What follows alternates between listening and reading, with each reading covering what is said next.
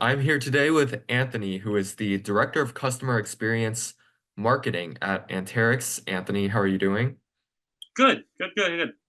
Thanks so much for Awesome. having me, Evan. I'm so excited to have you. Could you just tell me a little bit about your role and what a typical day looks like at your position?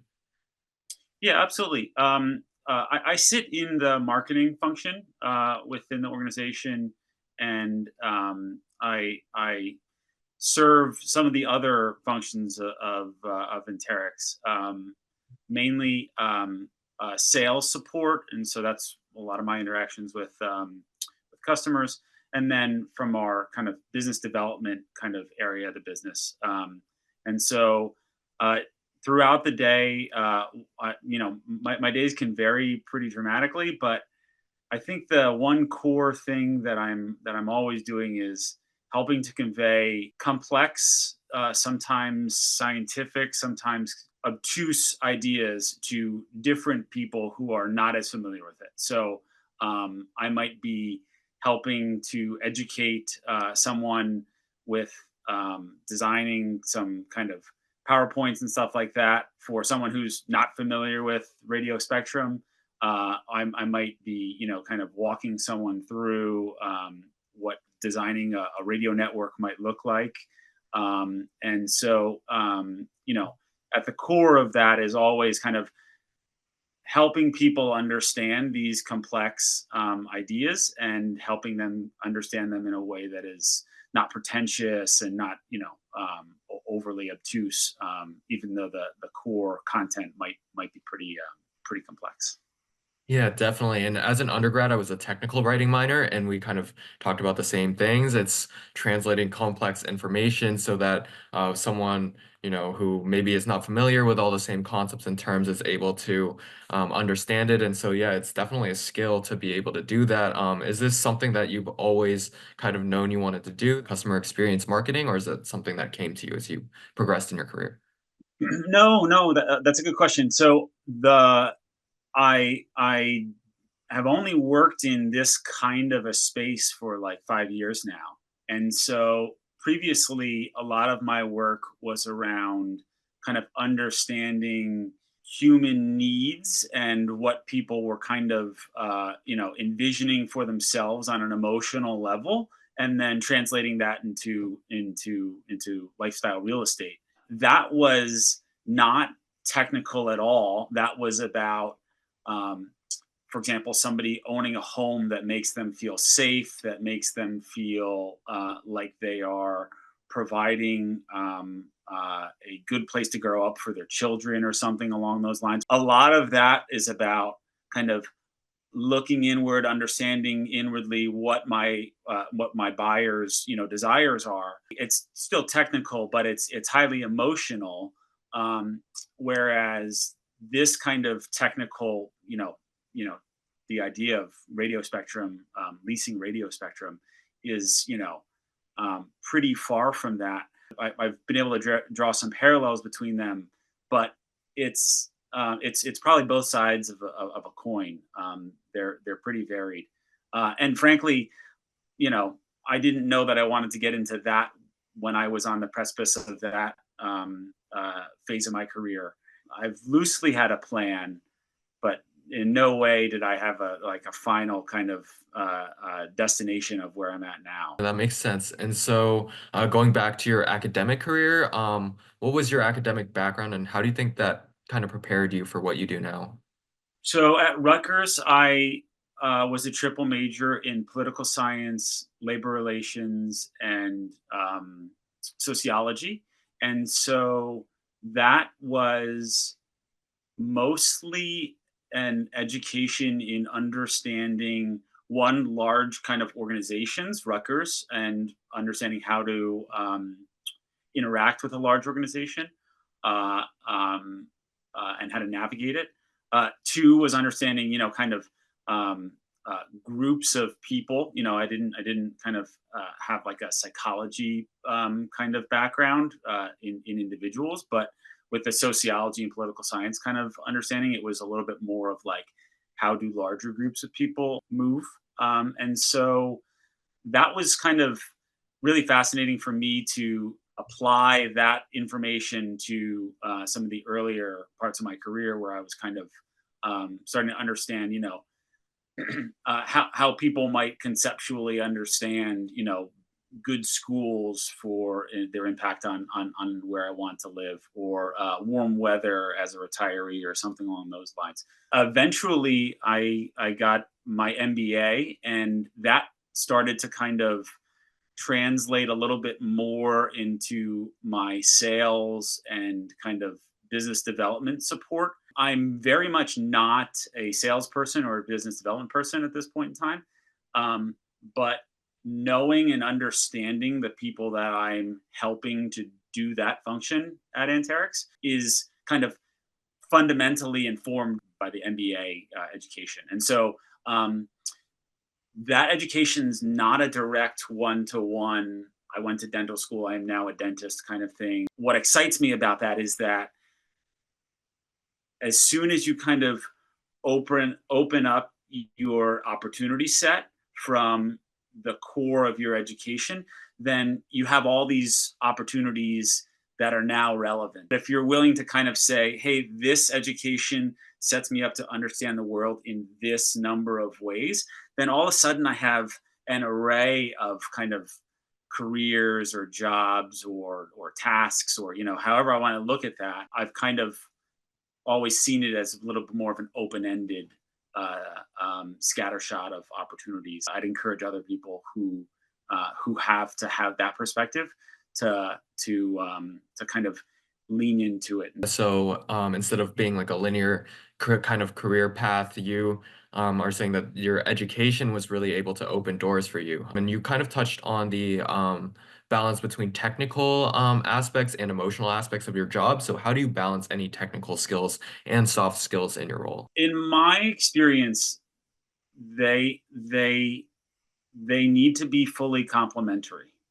So when I've been in a highly technical role, the people who were successful in that space were not successful because of their technical prowess. It was because of that, supplemented by the kind of more emotional element of it. Even when I've been on the kind of more interpersonal parts of my career, um, those are um, propelled.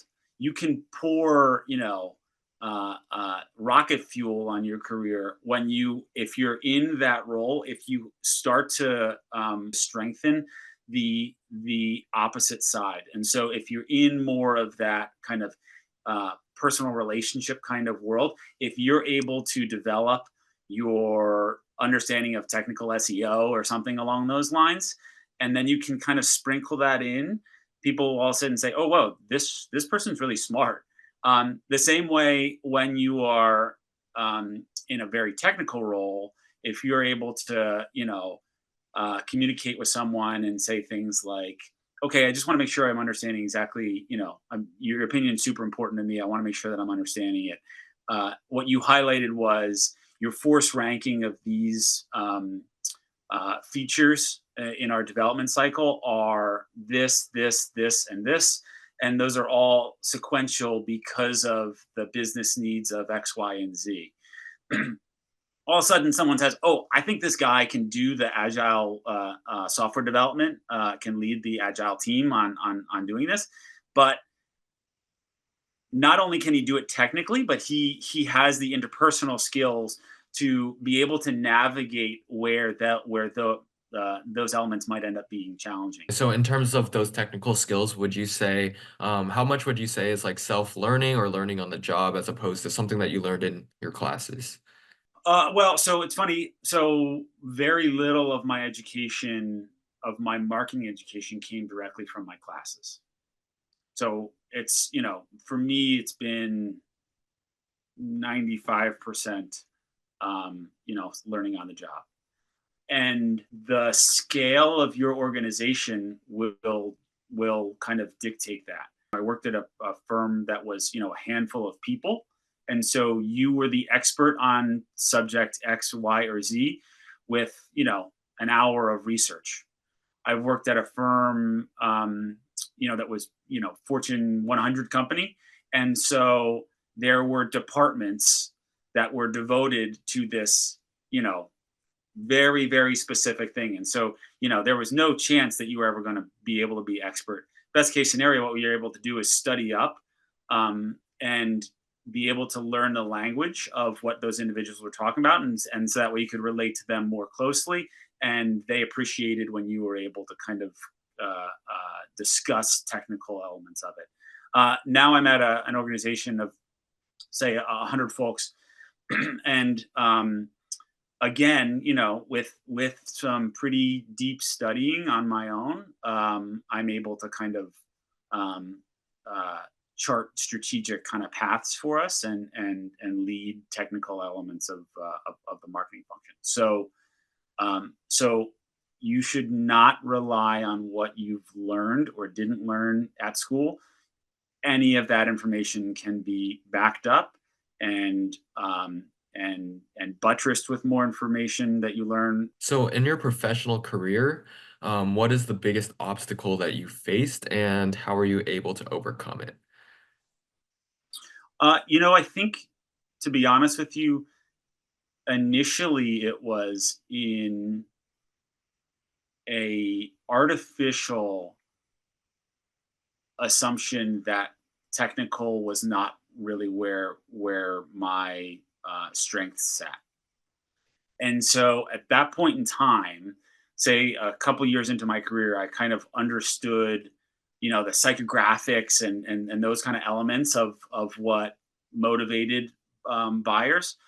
I didn't understand any of the technical marketing elements of it. And maybe as a, emotional defensive thing, I kind of said, "Oh, that is not what I do." I needed to get over a hurdle to say, "Oh no, being a more well-rounded kind of knowledgeable person is going to be critical in my success." And now, have the confidence to raise my hand in a meeting and say, "Hey, maybe I don't understand, um, you know, uh, the backhaul for this radio network or something along those lines," and we'll go through it, and I'll learn it, and then I'll learn it to the degree that I can teach other people and I can communicate it to other folks.